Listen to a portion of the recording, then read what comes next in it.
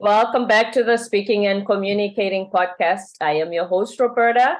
If you are looking to improve your communication skills, both professionally and personally, and improve yourself overall, this is the podcast you should be tuning into. And by the end of this episode, please remember to subscribe, give a rating, and a review. My guest today, or this last episode, he was here to talk about his book, Adapting in Motion, preparing you for the future that you cannot avoid, but that is here. A future filled with a lot of AI and technology that we can no longer ignore.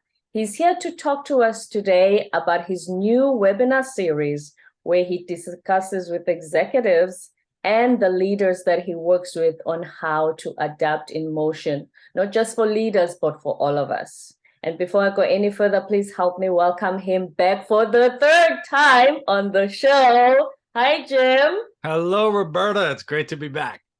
It looks like if I was an immigration desk, I would just let you pass now. You've been here that many times. Right, I know you. Go right through. Right, it's exactly. Yeah. I've seen you before. Welcome back. Yeah. Thank you. So you've been very busy lately. Very busy in a good way. Right. You know, the fun part of being an entrepreneur and having your own business is that there are no rules and you get to just kind of do whatever it is that you want. And so I'm kind of taking that to heart, and it's paying off. It's paying dividends. And so we've got the new series that I launched. I'm tired of the webinars that we see. Everybody's got a webinar. It doesn't really mean anything. It doesn't really, nobody tunes in. So I was talking to my team about my frustration with all the noise that comes out, and it's not very good. And so we said, all right, let's make not a webinar. Let's create an event. And so now it's called Not a Webinar, Candid Executive Insights. And it's going to be a series of 8 executive interviews, handpicked by me, executives I know who are really, really good at preparing for change, getting their organizations ready for whatever change is coming, and have really strong opinions and really good insights that are particularly relevant. And that was the big one for me. I wanted something relevant, not just the typical corporate talking points and nonsense that comes out, talking in theory and all this stuff. They talk about real impactful things that we can do to make sure that we're all prepared. Here's the first thing I noticed when I was researching you the first time that you were going to be on the podcast. When I watched your YouTube videos, you tend to be not having the usual, this is the way everybody thinks type of mode. You always have your own unique perspective on things. And that's why, like you said, being an entrepreneur is fun because you get to do. How is it that you don't follow the mold? Because especially since the pandemic, everybody's just copy, let me just do what everybody's doing. How is it that you are able to just step out of that and create your own trajectory? It's a great question, and thank you for that. So there's a lot. Back when in the first couple of years in running my business, I'd gone away and reflected and was thinking about my year and planning and all that stuff. And I had this kind of realization that I needed to unlearn almost everything that I had learned in corporate, because it was really limiting what I could do in my business. I want to do this. Well, I can't really do that. What would legal and compliance say and all that? But I don't have legal and compliance anymore, so I can actually take the gloves off. And when I sit and I think about my time in corporate, and I used to write the corporate talking points. That was my job. I was always incredibly frustrated with, and we've all done it as we sit at work and you hear the executives get up and they say, rah, rah, and here we go. And everything's going to be great. We roll our eyes and we go back and say, what does it really mean? Everything is so sanitized that it's not actually helpful. And so now I work with people in organizations. It's the same feedback everywhere I go. It's the same thing. Oh, here comes another coach. It's not going to change. Here comes another consultant. They're going to give advice. It's not going to change. And I just got tired of that. And so why don't we kind of take the gloves off and actually say what people are thinking? If you want to be relevant, you want to develop your people. Yes, there is a corporate aspect, and the corporation needs to come up with their philosophy and their vision and all of that.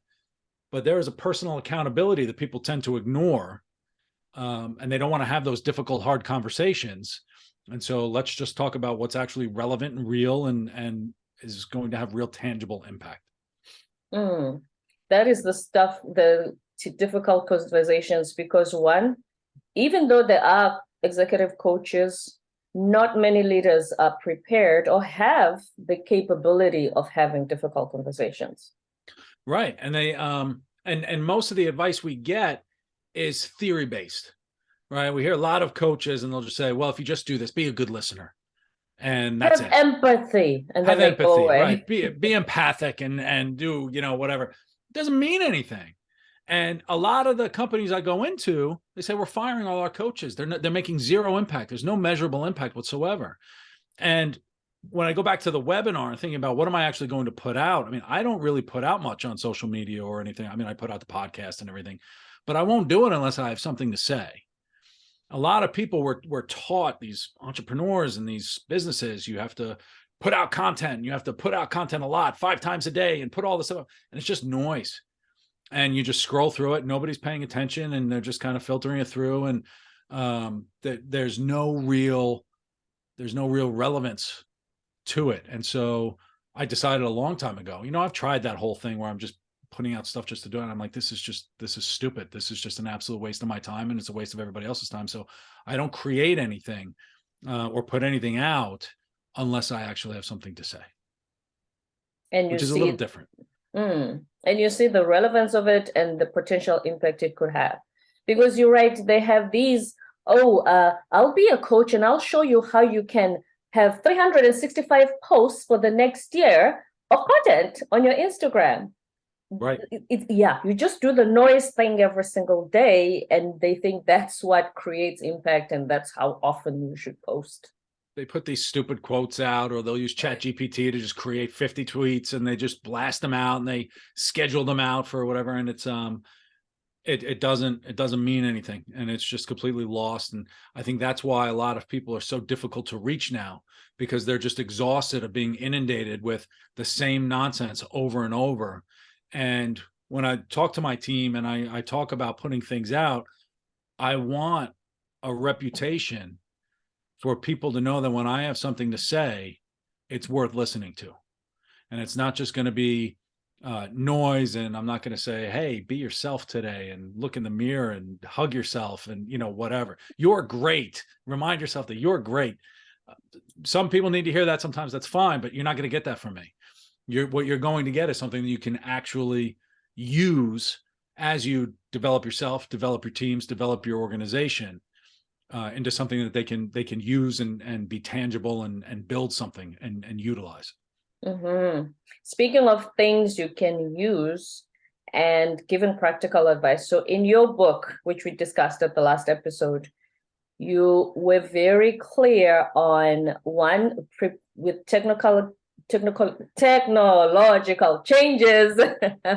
You need to be prepared in order to not be left behind, because that's where all the fears kick in of what's going to happen to me. Am I still going to have a job in 10 years at the way things are going? Would you like to elaborate on that more? Sure. It's, if you saw the first Not a Webinar, we had a phenomenal guest, Bess Friedman. She's the CEO of Brown Harris Stevens. Yes. Which is a phenomenal, one of the top real estate agencies in New York, and they've got a presence in other places as well. But she talked about how they're utilizing technology for the realtors, utilizing it for the organization. And what we had talked about is it's great that we've got this technology and it's going to fundamentally change everything. But people are afraid to use it because they don't understand it. And what many people talk about in terms of technology that's coming are the benefits the organization's going to get, and we can streamline and we can move faster and yada, yada, yada, all this stuff. But what nobody talks about is the person who's going to be affected by it. It's up to us. We have a responsibility individually to understand it and use it. And nobody talks about that. When I come into an organization, we're talking about all this technology that's coming in, and that's great. And how do we develop our employees? In my little crystal ball, you will be left behind if you don't understand blockchain. You will be left behind if you don't understand how to use AI. Because when a company's going to lay off half of their people, you want to be that they're only going to keep the top 50% who actually understand the technology that's being used within the organization. If you don't use it, then I mean, that's table stakes just for your role and to keep your job. So we have a personal responsibility individually as workers to at least understand it, become familiar with it, because the fears we have, there's a fear of being left behind, but there are other fears too. A fear of, what does this mean for me if I actually understand it and figure it out? Is this going to create more work for me because I'm going to realize that my job's irrelevant? I'm going to have to make a pivot. We don't know what's behind door number 3 until we open door number 3. But if you're just a passive observer and somebody opens door number 3 for you, you're not going to gain entry. And so we almost have to push ourselves towards that door to say, how do I get in there? What do I need to learn so that I can make myself relevant in the coming years? Mm-hmm.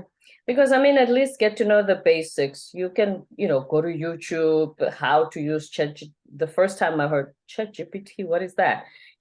Basics on how to use it, to not be so clueless about anything. I don't think we have that luxury anymore.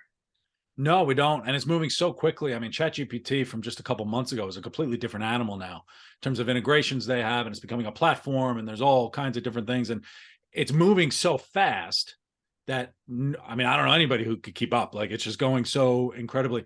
But unless you toy with it, understand what's possible, create your weekly meal plan or something, just something simple to see how it comes out, and then start challenging it and say, well, what else can I do with this? And it's actually fun. It's almost a new toy that you get to use.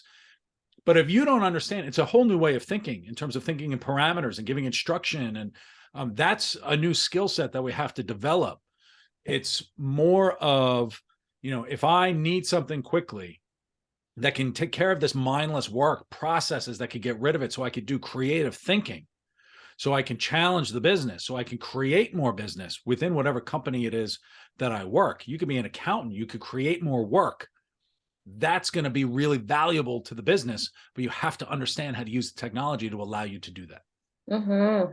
Speaking of Bess Friedman, when I was watching your interview, the one thing she said was, because she's in real estate, people still want to buy from people because of the industry she's in, not from technology. They want to feel the house. They want to have a feeling of seeing themselves there. But then also mentioning ChatGPT, she said ChatGPT, she said her son did his assignment there for college. So is that a downside to it? Does that mean college admissions, if they ask for essays on you, on why you should go to Berkeley, you're going to ask ChatGPT? Most people do. But I think, and what I would see in terms of education, this is going to fundamentally change education. All right. What's the point of writing an essay or a paper? Is to show that you understand, communicate that you understand the topic at hand, and you want to present yourself in the best possible way, and all of that. Every kid right now writing a paper in college is using ChatGPT. Oh my goodness. Which is going to force education to say, all right, maybe papers aren't the way that we need to test whether or not you fully understand the information. There's still always going to be, in my opinion, a role for human interaction. And so while ChatGPT or AI or whatever you use, Bard, I think is the Google one, as you use that, it's going to be supplemental to the pure human condition. What makes you uniquely human, and how do you use that as one component in whatever it is that you're building or looking to do? So as you're applying to a college or applying to a job, or I mean, ChatGPT is writing people's resumes and it's doing all that other kind of stuff. So that's only one aspect of what organizations are going to be looking at. It's a piece of paper that people are really looking, but are you actually a good fit? There's more of the human interaction. We could take a look at cognitive ability and thinking on your feet and decision-making. You never got that off of a resume. But organizations are catching up to say, you know what, here's a personality assessment. Where does this fit in terms of the overall organization? What's the way you like to think?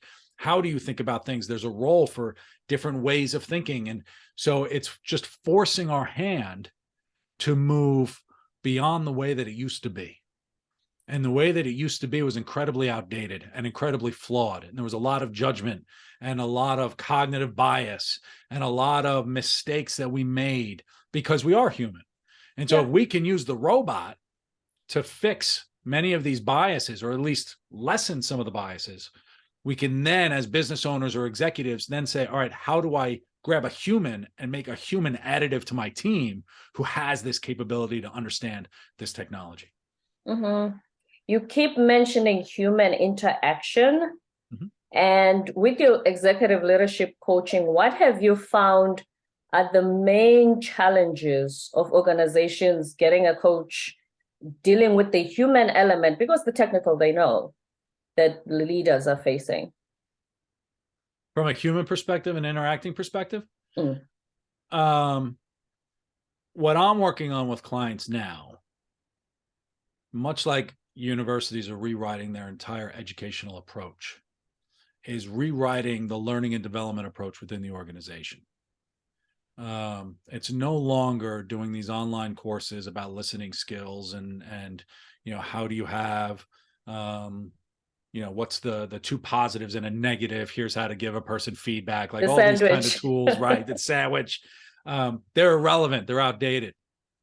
What we're doing is, when we understand humans and a human's ability to make fast decisions, we have to recognize that we have to focus on the individual and what they believe and who they are as an individual. So it's individual personal development and getting them excited about self-development. It's the purpose of life and all that kind of stuff, is developing yourself, understanding a person's nature completely so that they are comfortable in their own skin to have the challenging types of conversations, to be curious about another person's perspective, to recognize that there are different types of beliefs out there. One of the most popular things I do is go through this really deep workshop in terms of what is your belief system. And everybody in the room almost creates what they actually believe. And some go crazy, really heavy kind of stuff about God and everything else. And that's okay. Okay. And other people go a little more simple in terms of the workplace and everything else. But everyone, then we go through the exercise of how do you articulate this belief system and give the space for somebody who has a differing belief, so that you can find that there are different perspectives of different people and different ways that people approach challenges. And everybody's hired for that cognitive dissonance, the different ways that we think about things. We bring them in because that's the value that these different perspectives bring, to challenge each other so that we can elevate the business. And so from an interpersonal level, we're teaching people how to really be interpersonal with everybody that's really going to elevate the business. But isn't that the very challenge we face, not just in the workplace, but as humans? If you believe in God and I don't, wouldn't I necessarily think you're not going to be a fit in this organization because we're critical thinkers, and my bias tells me that people who believe in God don't know how to, think critically, at least, just as an example. Wouldn't that, example. Yes, because I think sometimes we have all these stereotypes based on what people believe and how we think they approach things and innovate in their minds, at least. The important thing to remember is that beliefs are not truths. Say that again. Beliefs are not truths. And that's, when we do our workshops, that's a lot of the work is, what assumptions do you have? What judgments do you have as you're putting together this belief system? You don't have a belief system until you understand why someone could believe something different. And I've worked with some organizations who claim to be Christian organizations. We are Christian organizations, and that is what we do. And they've actually taken that out of some of their talking points because they don't want to eliminate the other perspectives of people who, someone who believes in God could also be a very critical thinker, right? Yes. And so there's different types of aspects to it where it's, what's the judgment of someone who believes something different than you? Are we pigeonholing them into the pure judgment around them to say, well, this person thinks that, so they're not welcome at this table, is detrimental to your business. It's detrimental to productivity. And there are so many more things to talk about than just whether or not you believe in God or what's your political standpoint or anything else. How do you find these other types of things and be curious about, well, what's your background and history in terms of what got you to that belief system? Tell me more about you as an individual. And we find so many other ways to connect. And let's be honest, sometimes we just don't connect with people, and that's okay. And recognizing that you're not, we're very different people. We're probably not going to get along, but I have respect for what it is that you believe. Let's focus on the challenge at hand, because our two belief systems that are very different are irrelevant to getting this done, what we have to get done today. Mm. The reason I bring this up, when I watched your webinar with Bess Friedman, was there's a point where she talked about some of the major social events that have happened and whether it's America's or the world's response to them. And one of the things she highlighted was, as the CEO, she'll send out a memo and say, to people who were closely affected by the event, I see you, I validate you. For instance, let's take George Floyd's murder. So if you're a person who's a minority, I see you, because she wanted to show empathy and say, I understand that you are going through something I probably, may not fully be aware of as somebody who doesn't look like George Floyd, but you do. And she said a lot of the executives said, stick to real estate, keep the politics out of it. What would you think that somebody doing that is negatively impacting the organization's culture? Or is that something that is necessary for the rest of the employees to feel seen and validated and say that I'm safe here too?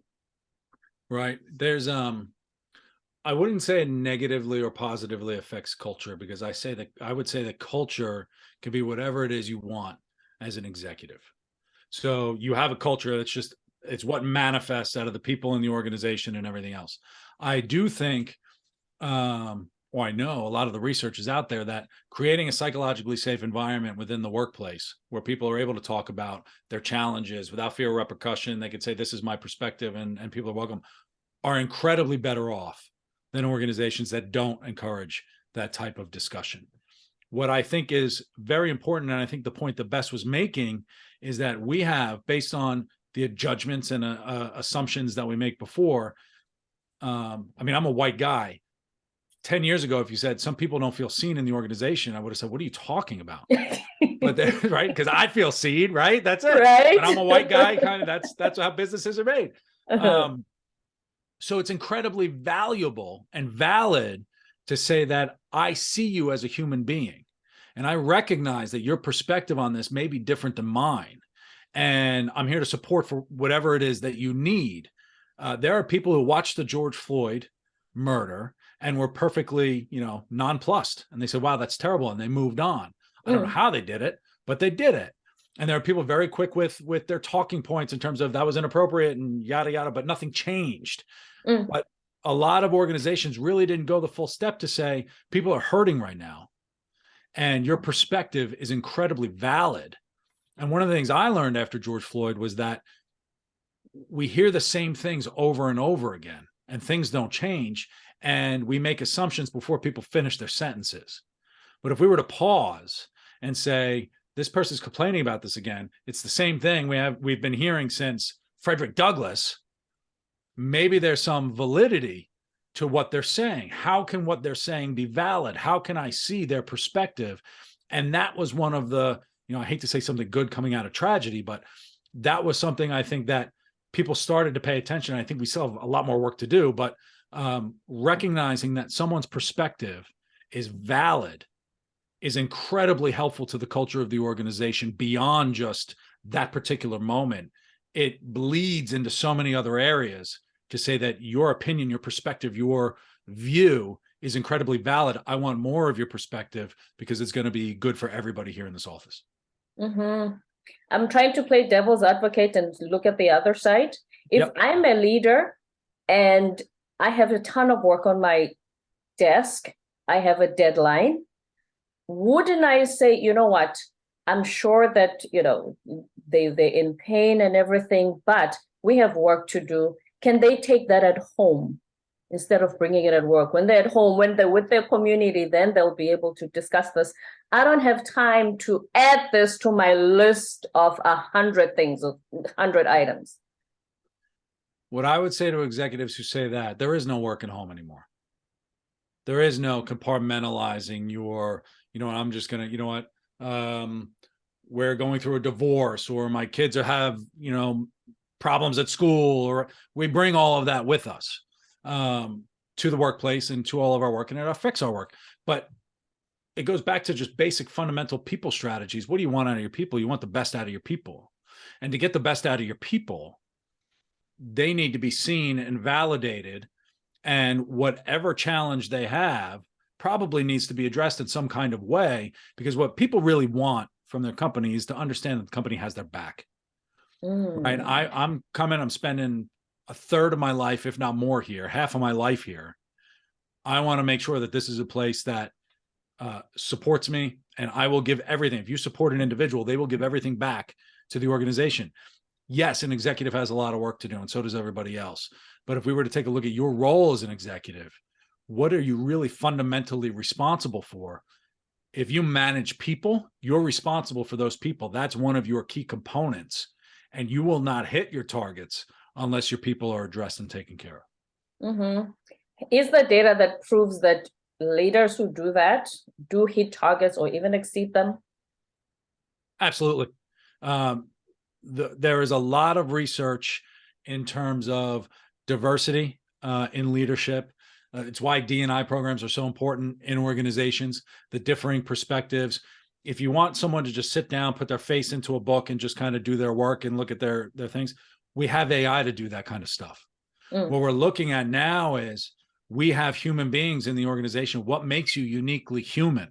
That's what brings value to the workplace. How do you create something as a human being? And in order to do that, you have to understand your nature perfectly. You have to feel comfortable with your nature perfectly. And if anything at work is hindering your ability to bring your whole self to the workplace, you're not bringing the value that you actually got hired for.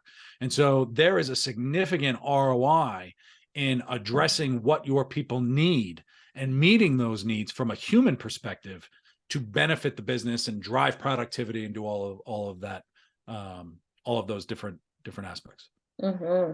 Speaking of getting to know your team, I had a guest recently who talks about, those things of get to know the individuals in your team. And she says one of the big downsides, so to speak, of the performance management system or the talent management system is they think, oh, just because I've checked that Jim can do this and he's still a work in progress in this, then I know him. Right. How is he, especially if he's a new manager, how is he supposed to know to step out of that in addition to the stuff on the computer to feed into HR and the rest of the organization systems? We think about our people's development as a task that needs to be done. At the end of every quarter, at the end of every year, we got to fill in all of our reviews and we type it in and it's process.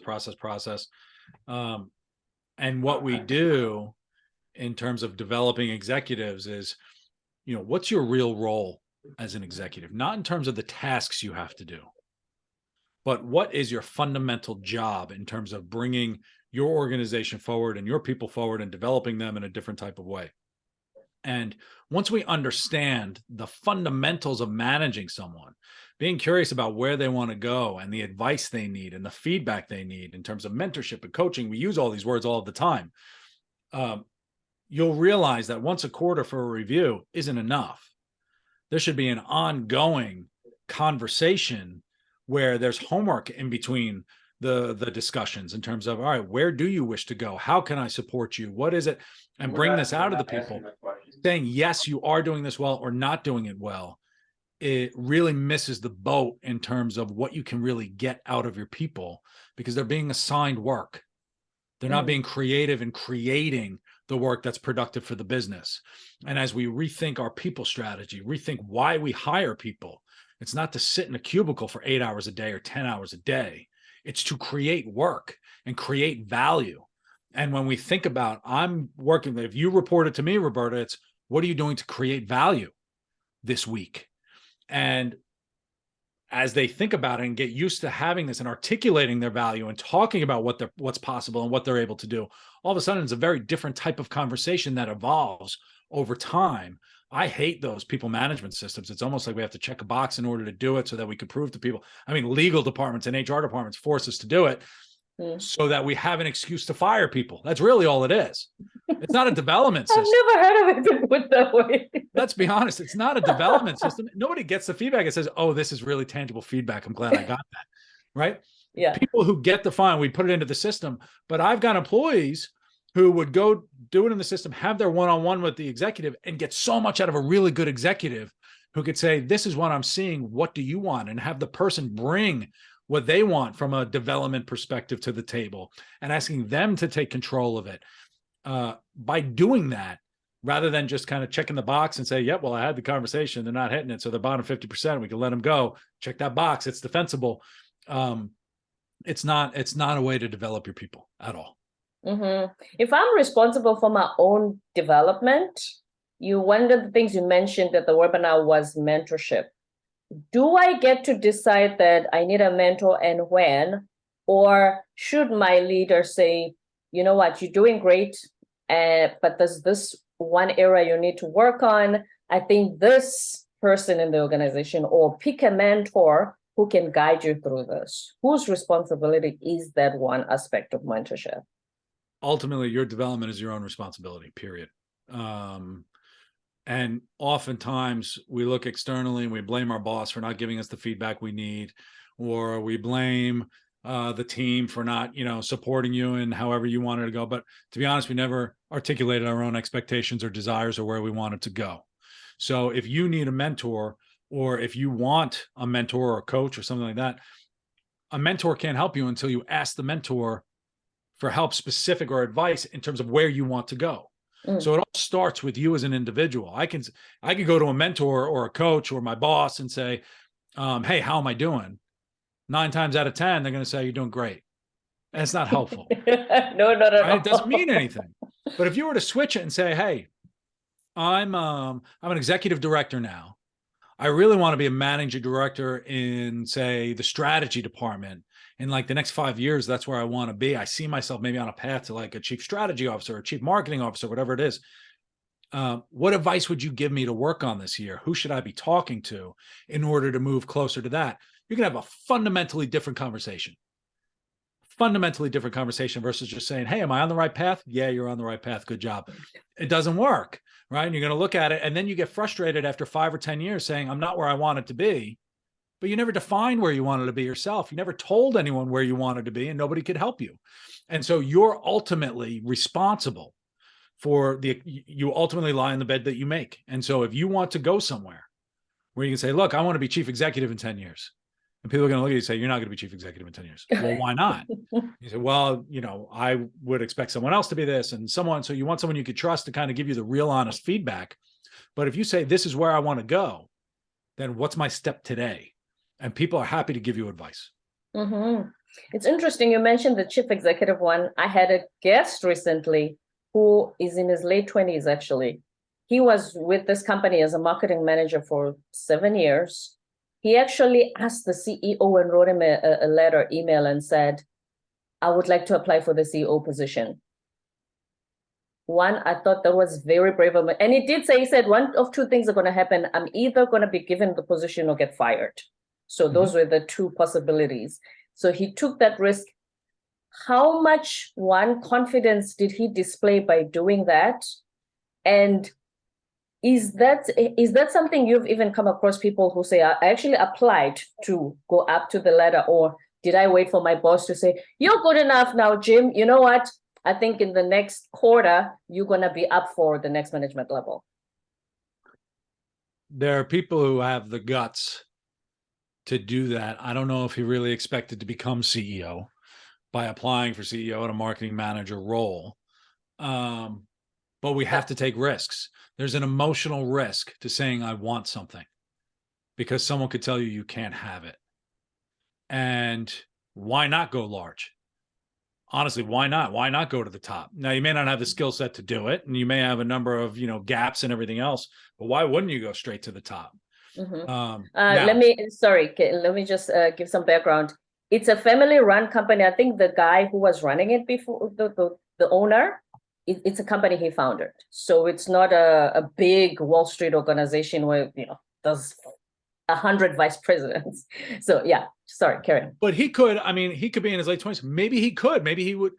Maybe the CEO says, look, I got a 5-year horizon here. I'm going to be retiring. Maybe I could coach this person. Maybe this person has something that could potentially develop. You're never going to know if you don't ask. Now, I'm not going to encourage everybody to just email the CEO of your company and say, I want your job. There's a right way and a wrong way to do it, right? And it takes tact, and it takes, you have to be a little serious about it. And, but you are ultimately waiting for your boss to say you're ready for the next role. You'll be stuck in your role forever.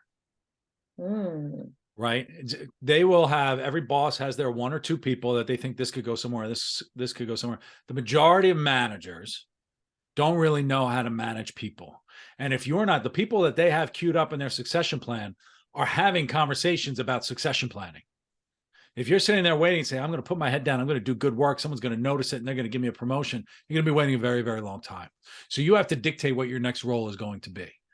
But you also have to be open to the fact that you may not be ready for that next role, right? So it's a conversation. You may not be good enough for that next role. So that's where the advice comes in. That's where the feedback comes in. That's where the mentors come in to say, look, I want this to be my next role. And they would say, here's what you need to do next. Here's something that, this might be a big gap for you, or go meet these types of people. And who are you surrounding yourself with? Who's your social network? So you can find these different types of roles and you can say, I want that. But you have to be a learner in order to be ready to do that. But you still have to say, this is what I want. So yes, you need to take all of that into consideration before you can write the email and say, well, I think I should be CEO. I would do that. Right? Yeah. A little less pressure talking about it to your boss. But yeah, you're ultimately responsible for where you want to go. And it was my problem in corporate too. I never took a job because I wanted the job. I always looked at jobs and I said, oh, I could do that. And I'd apply for the job and I'd get the job. But I never really wanted to do it. I never took the time to want. And when I look back to all of my feedback, I'd get 360s done in corporate and I would have straight 10 out of 10 or 5 out of 5. Everybody loved working with me, except for one person always. And it was my direct manager. Never gave me the best scores. And then I found out afterwards, I'm probably hostile to authority. So I was probably doing something, subconsciously to them. But as I reflected on it, I never told my bosses where I wanted to go or what I wanted to do. I never gave them a chance to give me the feedback. I remember the president of one of my businesses looking at me and said, look, you can run any business at this company. I will make it happen. You just tell me what you want. And I said, whatever. I don't know what I want. And so he couldn't help me. And he really tried. Like he really, really tried. He said, you've got it. You can do it. I know you could do it. But I didn't know I didn't know how to say what I wanted. And so we have to learn how to say, this is a risk I'm willing to take. And it's a difficult conversation to have with ourselves. We have to admit that we don't know something. We have to admit that it's going to be difficult. We have to admit that we have to learn a lot. But until we articulate the expectations we have of ourselves to ourselves, we can't explain them to other people to get them to help us. Do you think that the existence of AI is going to make us less creative and innovative because we're just going to ask the answers and it will give us the answers? Or we can combine both. So they will give us the menial, generic answers to stuff, and then we can use our brains to be more creative and innovative and come up with new ideas. I think that's the idea, the second part, in terms of what can I automate? And there's comfort in automating work, right? The kind of pushing papers around and the mindless kind of Excel work, and you just kind of go away somewhere in your mind and you just do it. The people who are successful within the next 10 years are the people who can automate and create, who can use this as just one aspect in terms of thinking up something new about why are we doing things? Let's change the process. Here's potentially a new business avenue. Let me create a business plan for this new business avenue and present it to the CEO. What are the different things that we can do? Because when we're stuck doing the same thing over and over again, it's incredibly limiting to what's possible. Say, oh, I have to do that. And any entrepreneur knows that. I got to do the administrative work this week, and I got to pay the bills, and I got to do this, and let me do the feedback for people, right? These are task. Where if you scratch that record and pause it and say, what am I actually supposed to be doing, right? 90% of the work that most of us do as executives or entrepreneurs, a lot of it we shouldn't be doing. Right. right? It's not really bringing value. It's just kind of pushing papers and get this person to do this and get that person to do that. When we think about the human aspect of developing people, of creating new ideas, of challenging the business and elevating the business and taking a look enterprise-wide beyond what it is that we're just supposed to do this week or this month, that's the real value. And the people who are really successful are going to be the ones who are going to be able to look beyond just what's present in this moment to what can we do today that's going to be exponential down the road. Future preparation, getting yourself ready and positioning yourself. Is this a valid fear?